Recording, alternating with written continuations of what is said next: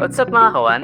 Ngayong Fire Prevention Month, mahalagang may bitbit tayong kaalaman upang magliligtas sa mga insidente ng sunog.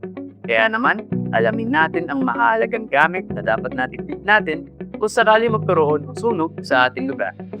Una, mahalagang dokumento. Magdala ng kopya ng mga ID at iba pang papeles na maaaring kailanganin in case of emergency. Pangalawa, ang ating extra cash. Mahalagang may bitbit tayong sapat na pera kung sakaling hindi gumana ang ATM o online payments. Ikatlo, ang ating first aid kit. Para sa agarang lunas sa maliliit na sugat o biglaang sakit.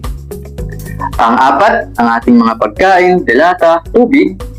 Magbaon ng mga ready-to-eat foods at sapat na inumin habang naghihintay ng tulong. Ikalima, magdala rin tayo ng extra mga damit at ang ating mga hygiene kit, essentials. Para manatiling malinis at komportable kung kinakailangang lumikas. At panguli, ang ating mga charger at power bank. Para tuloy-tuloy ang komunikasyon at update sa pamilya at kaanak. Ngayong Fire Prevention Month, siguruhin laging handa dahil ligtas ang may alam. Keep safe mga kawan!